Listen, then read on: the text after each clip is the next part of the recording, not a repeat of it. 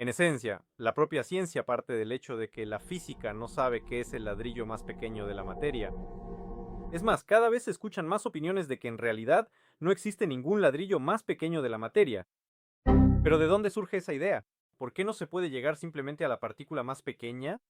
¿Cuál es el problema aquí y en realidad por qué estamos hablando de esto hoy con ustedes? Bueno, en realidad mi especialización principal es la física de materiales, es decir, la física, la investigación de la estructura del material y, en gran medida, la física del estado sólido. Y allí partimos de cómo está estructurado el cuerpo. En otras palabras, es muy fácil explicar por qué este objeto de plástico tiene tales propiedades mecánicas si observamos la estructura de este objeto de plástico. La lógica del modelo estándar se basa en que, si tenemos una pared de ladrillos, entonces las propiedades de esa pared, en gran medida se determinan por los ladrillos de los que está hecha. Además, las propiedades de esa pared de ladrillos se determinan por la forma en que esos ladrillos están unidos entre sí. Si alguna vez han construido, por ejemplo, una pared de ladrillos en el campo, o algún objeto de elementos más pequeños, como una cerca de madera, entonces entienden perfectamente que la interacción de esos pequeños objetos, en un volumen grande, determina en gran medida la estructura final. Y si colocamos correctamente los ladrillos o construimos adecuadamente la estructura de madera, entonces las propiedades de esa estructura de madera se determinan por cómo interactúan esos objetos, ya sean tablas, ladrillos o lo que sean esos objetos en sí mismos.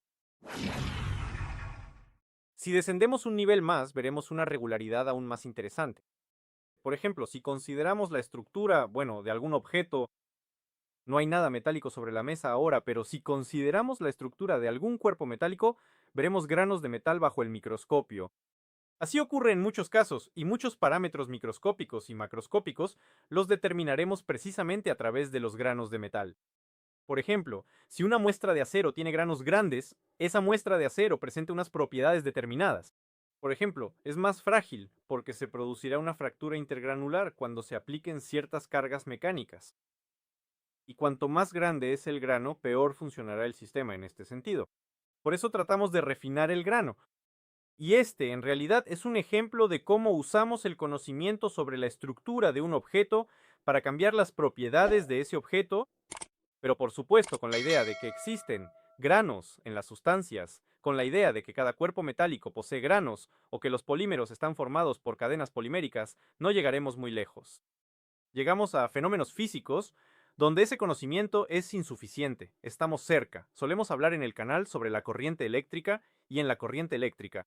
Sucede algo que no podemos explicar únicamente con el modelo granular del metal. Por eso profundizamos más, observamos qué partículas se mueven por el cable, si realmente se mueven, cómo y qué las impulsa, y tratamos, basándonos en lo que entendemos sobre cómo está constituida la corriente eléctrica, de construir nuestra propia comprensión de este complejo fenómeno físico. Aquí ya necesitamos entender muchas cosas. Es necesario entender de qué está hecho el conductor, qué partículas hay y qué es el portador de la corriente eléctrica. ¿Qué significa en sí mismo?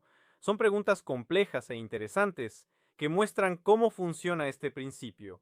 Como las matrioshkas, al descomponer un objeto encontramos un elemento diminuto en su estructura y a través de ese elemento diminuto comprendemos el todo. Explicamos tal o cual propiedad. A nivel de ciencia de materiales esto funciona muy bien. Quienes saben algo sobre ciencia de materiales lo entienden perfectamente.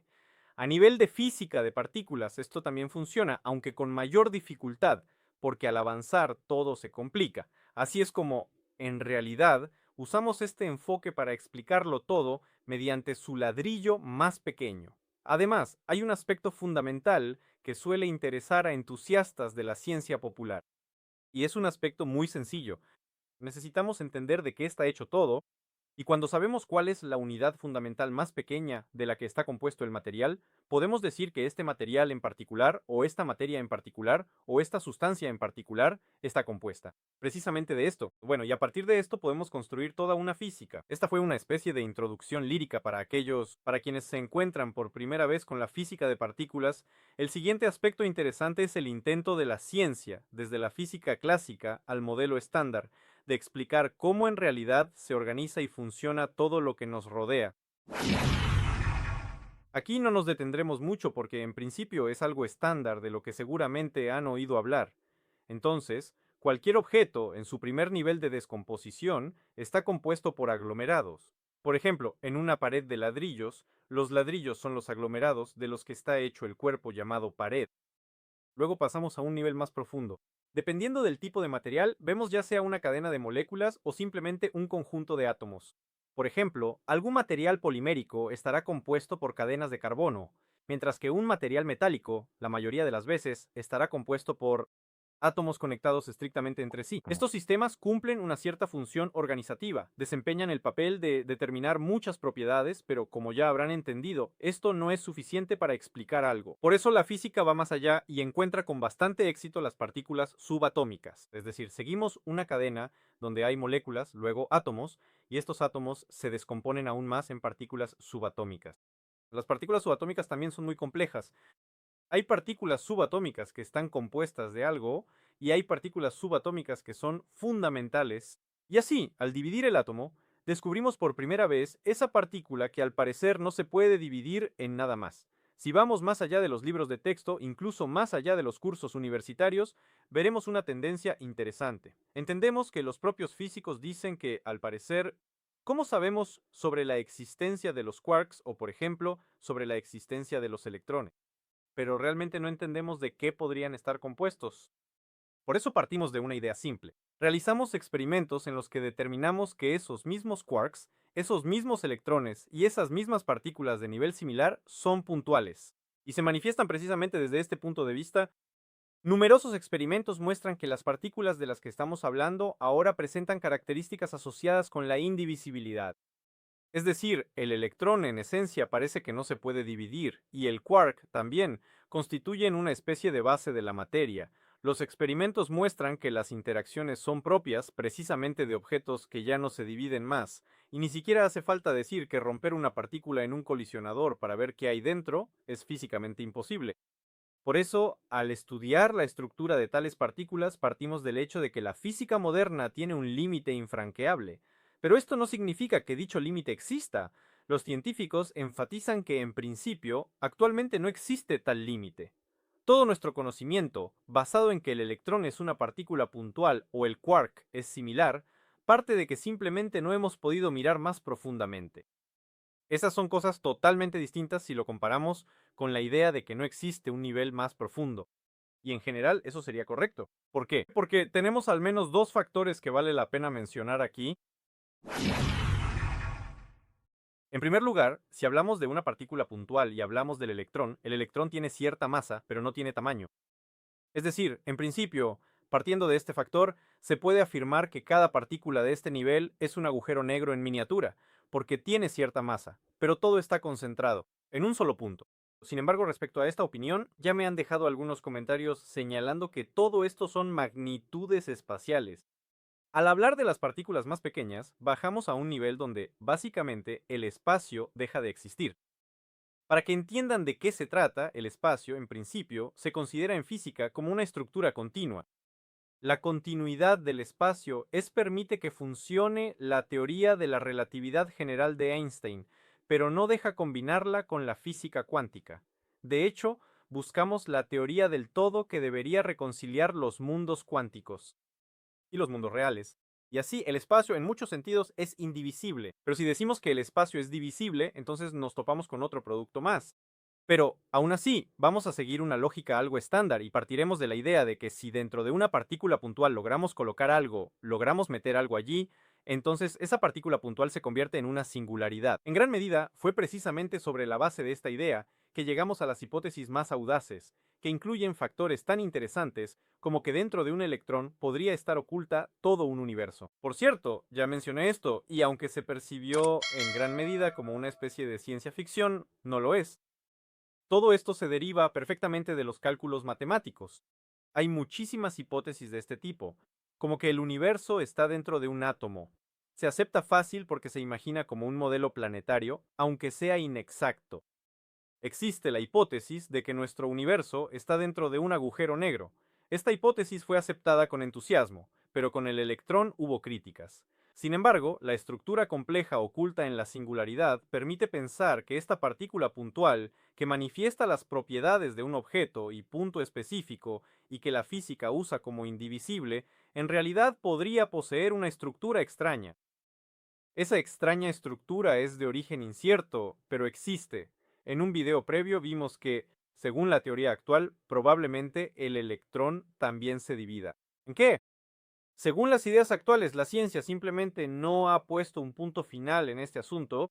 Cualquier partícula puntual es un paradoja. Este paradoja nos lleva a que podemos afirmar con seguridad que las partículas fundamentales en realidad no son fundamentales. En este contexto podemos decir que el electrón no es una partícula fundamental y los quarks tampoco son partículas fundamentales.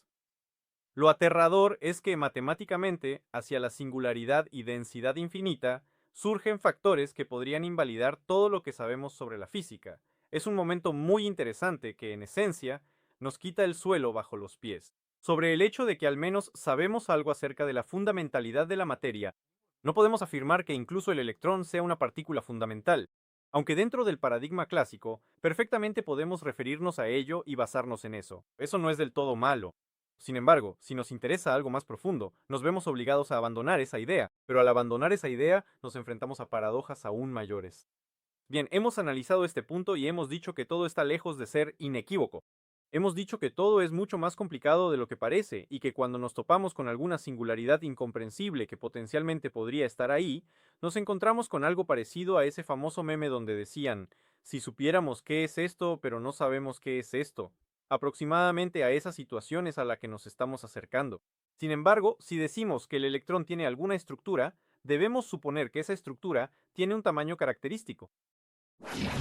Bueno, en esencia, aquí también lo hay. Aquí tenemos un árbol interesante de los momentos existentes y uno de los momentos lo analizamos en detalle en el canal. Por supuesto, dejaré el enlace a ese video. Y ahora resumiré brevemente que en ese video hablamos sobre la imposibilidad fundamental a nivel de nuestro universo de mirar a esa escala, la escala de Planck. Es decir, en la escala de Planck existirá o una física fundamentalmente nueva, o en la escala de Planck existirá algo que, en principio, es imposible de estudiar. Quizás esto sea un punto de partida para nuestras reflexiones, pero no podemos afirmarlo.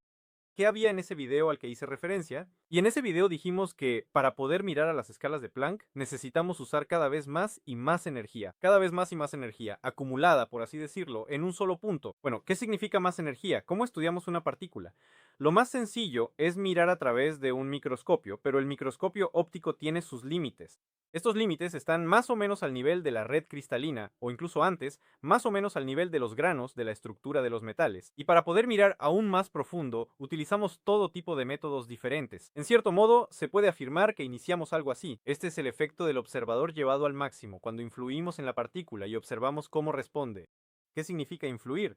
Bueno, en esencia, cuando hablamos de la reflexión de la luz, incluso a un nivel primitivo, estamos interactuando con la partícula. Así, al interactuar con la partícula usando una enorme cantidad de energía, tarde o temprano nos toparemos con que necesitaremos aún más para seguir. Pero este giro de los acontecimientos lleva a que literalmente creamos un agujero negro al intentar concentrar energía infinita en un punto. Si intentamos mirar por debajo del nivel de Planck, nos encontramos con ciertas limitaciones fundamentales del propio universo. Quizá esta limitación existe porque nuestro modelo físico sea erróneo, pero es el que tenemos e intentamos actuar bajo el paradigma científico moderno. Pero si seguimos avanzando con esta lógica y seguimos dividiendo todo en partes más pequeñas, llegaremos a una situación en la que el tamaño de la partícula fundamental alcanza el nivel de Planck. En principio ya hemos dicho que a nivel de Planck ni siquiera podemos investigar esto, dentro del marco de la paradigma estándar de la física, pero a nivel de Planck, en teoría, deberíamos obtener una partícula comparable con el tamaño de la longitud de Planck. Aquí existen algunas ideas de que la longitud de Planck es precisamente una unidad básica de la materia y la sustancia existente, pero en ese caso les pediría que respondan a la pregunta, ¿qué es la longitud de Planck? No, entiendo que dirán que es la longitud más pequeña que existe en el universo, todo eso. Pero intenten explicar físicamente cuál es el sentido físico de la longitud de Planck, que es en realidad. Y aquí es donde les surgirán muchas preguntas. Si dicen nuevamente que es un punto diminuto, entonces se enfrentan a cierta paradoja. Y si dicen que es una cierta magnitud compuesta, que determina, por ejemplo, el cuánto del espacio, entonces caen en otra paradoja. Por otro lado, se enfrentan al hecho de que el espacio, en general, no debería cuantizarse de esa forma, el espacio debería ser continuo.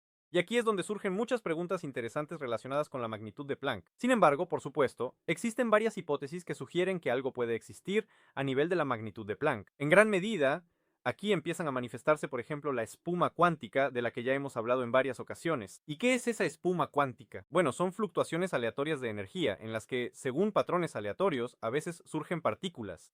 Y en esencia, eso es lo que resulta. Es como una especie de sopa burbujeante comparable en tamaño a la escala de Planck. Estos objetos burbujeantes, si de alguna manera lográramos medirlos, tendrían un tamaño cercano a la magnitud de Planck. Y en este contexto, cualquier partícula fundamental está compuesta por estas fluctuaciones de Planck. Claro, fluctuaciones de Planck no es una expresión que exista, pero espero que entiendan a qué me refiero.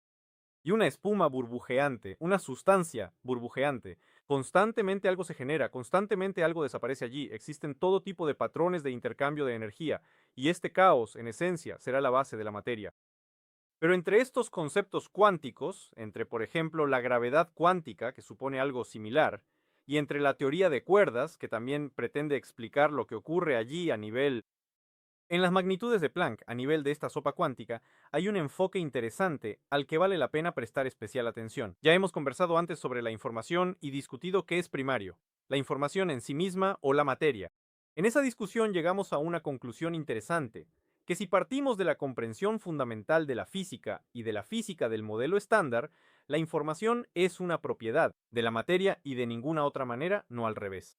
¿Se pueden plantear así las preguntas? ¿Se puede plantear la pregunta de que en la base de todo está la información? Se puede. Pero entonces, según las concepciones estándar de la física, en la base de esa información debe haber alguna sustancia que sea portadora de esa información. Podemos reducirlo todo a un campo de información, pero no podemos decir que éste exista en la física moderna, ni que sea una especie de materia capaz de contenerla. En otras palabras, al descomponer el átomo, la información es la organización de sus partículas, y la información, en este contexto al parecer, no es ninguna entidad física.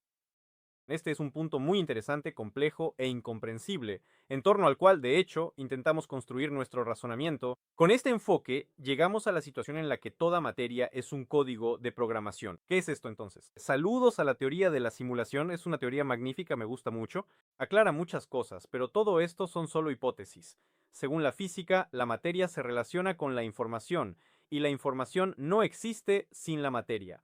Básicamente sabemos que la información es la disposición de las partículas en el núcleo atómico.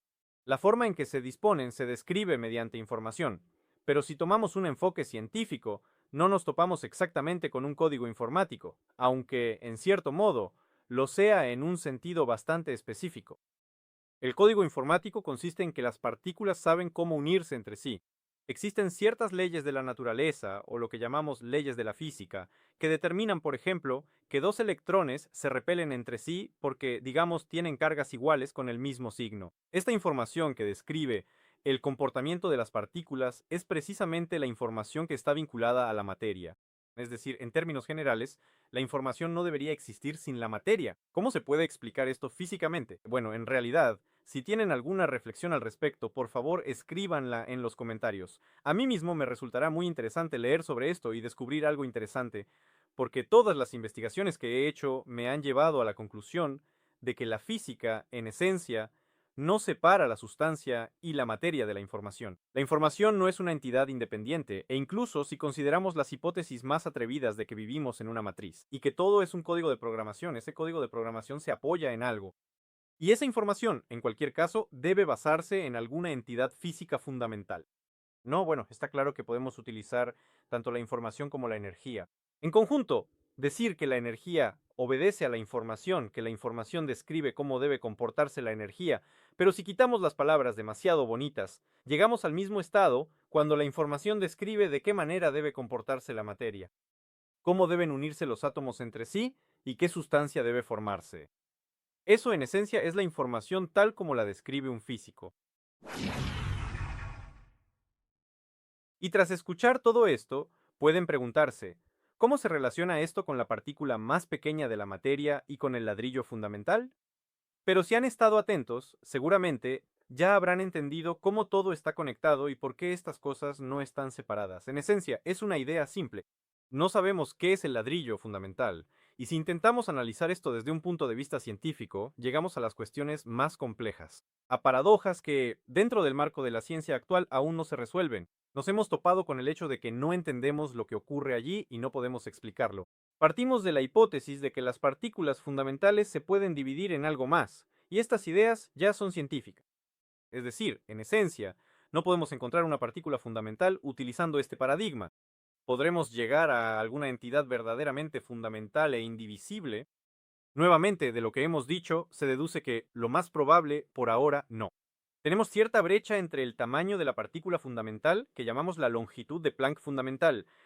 Sin embargo, para poder observar qué será el ladrillo más pequeño a nivel de la longitud de Planck, también necesitamos pasar por muchas dificultades, y descubriremos que, a nivel de Planck, ni siquiera podemos investigar el universo utilizando los enfoques estándar, porque simplemente convertiríamos ese universo en un agujero negro o algo por el estilo. De hecho, por ahora esto es imposible, porque la cantidad de energía necesaria para observar el nivel de Planck simplemente tiene una escala inimaginable. Por eso, desde ese punto de vista, también vemos ciertas limitaciones y en esencia, también podemos decir que las partículas comparables al nivel de Planck por ahora no existen. Pero si existiera, según todas las hipótesis, sería o bien una espuma cuántica, o información, o algo así que no tiene una definición científica directa, que no tiene una descripción científica directa, y que en esencia no corresponde a la física de las partes estándar.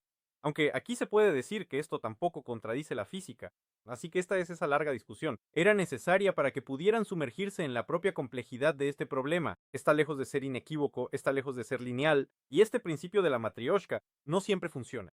Incluso si en el principio de la matrioshka llegamos a la matrioshka más pequeña que conoce la ciencia, hasta el día de hoy, aún entendemos que más allá de esa matrioshka hay algo. Y si podremos llegar a ese algo o no, es una gran, buena y compleja pregunta. Es una gran paradoja física y un enorme problema físico que aún no tiene una solución directa. La ciencia carece de herramientas para resolverlo, solo hay hipótesis y las matemáticas, pero partiendo de ellas obtenemos cosas incomprensibles, donde sucede algo que en general no se comprende, donde aparecen infinitos, donde ocurren ciertas fluctuaciones cuánticas que tarde o temprano vuelven a ser, hipotéticamente, objetos, y donde sucede algo compuesto por fórmulas infinitas que no se pueden comparar lógicamente con nada. Por eso, al intentar responder a esta pregunta, llegamos a un problema retórico. ¿Cómo se comporta el universo? ¿Podría ser que la partícula más pequeña no exista? ¿Y si todo este tiempo hemos intentado encontrarla de manera equivocada, basándonos en fragmentos de conocimiento? Quizás la pregunta debería formularse de otra manera. ¿Es discreto el universo? ¿Es discreta toda la materia? ¿Es discreta la partícula más pequeña de esta materia? ¿O tarde o temprano llegaremos a un nivel continuo donde el sistema funciona de forma distinta? ¿O llegaremos a la teoría de campos, que en principio puede considerarse discreta, y estos campos serán continuos en cierto nivel y no contendrán sus propios cuantos más pequeños, sus partes mínimas? Todas estas son preguntas abiertas, todas son preguntas interesantes. Pero tengo muchas esperanzas de que los razonamientos que hemos construido juntos, los conocimientos que hemos adquirido hoy, les permitan responder de manera más detallada y profunda a la pregunta de qué está hecha la pérdida. Y esta pregunta, que en cierto modo pertenece más bien a la escuela secundaria y a la física de la escuela secundaria, sobre de qué está compuesto. La materia de qué está compuesta se ha perdido, en realidad todavía no tiene una respuesta científica. La respuesta que deberíamos dar es tan profunda que la propia física no es capaz de construir una teoría adecuada ni un razonamiento competente. Esto es muy interesante y nos lleva a pensamientos filosóficos. ¿Saben qué es lo curioso? Últimamente he notado una tendencia extraña. Entre mis conocidos hay muchas personas que ni siquiera se han interesado por las ciencias exactas, que en muchos casos ni las consideran exactas, sino como una ciencia natural, y a veces proponen opiniones, hipótesis, que describen alguna concepción de la física que se ha construido durante cientos de años. Sin embargo, en la filosofía, esa concepción aparece literalmente, como se dice, tras una sola noche de reflexión. Y de este modo, la simple filosofía, que a menudo se percibe como la ciencia es humanística, y los técnicos a menudo reniegan de esto. En gran medida, nuestros conocimientos físicos se ven impregnados por ello. Y, en mi opinión, no es ningún pecado recurrir a aquellos aspectos que están presentes en la filosofía. Hablo de esto porque en los comentarios un par de veces se mencionó en videos anteriores que me he dejado llevar demasiado por la filosofía, que ya no hay ningún rigor físico, en el canal ya no hay ninguna comprensión técnica. Y, en realidad, todo se convierte en razonamientos vacíos. No, amigos míos, estos no son razonamientos vacíos. Simplemente, si ustedes revisan una enorme cantidad de materiales que intentan describir esto científicamente, también llegarán a conclusiones interesantes. Y yo saco esas conclusiones por ustedes. Y de hecho, he revisado esos materiales por ustedes. Y todo esto en general es así. Así que espero que esta sea una videolección interesante y breve. Espero que entiendan por qué acabo de decir todo esto. Bueno, también espero que les haya gustado el video. Y si realmente es así, no olviden darle like al video para que YouTube lo promocione. Esto es muy importante, porque si el proyecto crece, puedo seguir con mi actividad. Además, si quieren apoyar el proyecto, hay un enlace en la descripción al que pueden acceder, ya sea para hacer una pregunta o simplemente para apoyar de alguna manera mi trabajo. Muchas gracias a todos a quienes ya lo han hecho. Muchas gracias a todos los que han mostrado algún interés en mi trabajo. Disponible en Boosty, el canal de Telegram y otras cosas interesantes. Así que el enlace está en la descripción, no olviden revisarlo. Por ahora, muchas gracias a todos por el tiempo que han pasado conmigo. Gracias por interesarse en este tipo de cuestiones. Y como siempre, les deseo todo lo mejor. Hasta la próxima. Aquí conversamos sobre física, sobre los conceptos más interesantes y sobre los momentos más complejos relacionados con ello.